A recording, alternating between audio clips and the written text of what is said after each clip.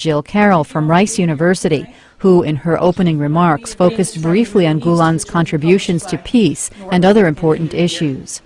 And moreover, he couches these educational endeavors inside a central Islamic message.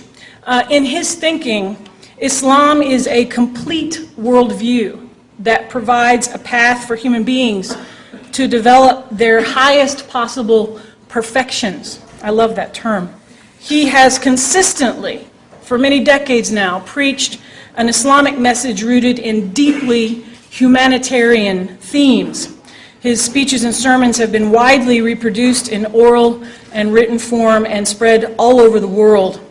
3 generations of people now have been inspired by his Islamic ideals. Foreign Policy magazine last year listed him as one of the top 100 most influential global thinkers, and the movement is active in over 140 countries. Internationally acclaimed writer and scholar Dr. Reza Aslan was the keynote speaker for the evening. He, like many, spoke of Gulen's contribution to the concept of tolerance and Turkiye's importance in that arena.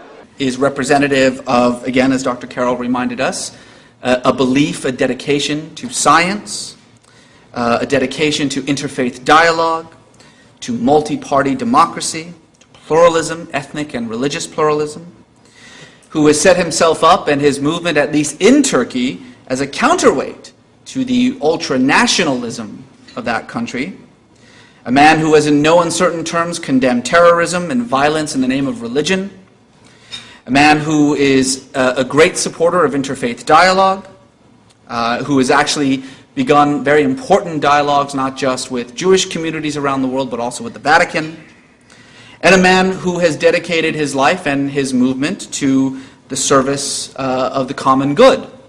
The conference will hold several topics with a goal to increase religious and human understanding between different groups and religions. One of the largest movements in the world, with millions of followers from Detroit to Jakarta, and yet a movement founded upon peace, on tolerance, on pluralism, on modernity, science, and the issues, democracy, that I think Americans want to promote in Muslim majority countries. And so I think the Gulen movement is a real shining example of all those issues. It's these kinds of conferences with scholars from all over the United States and the world.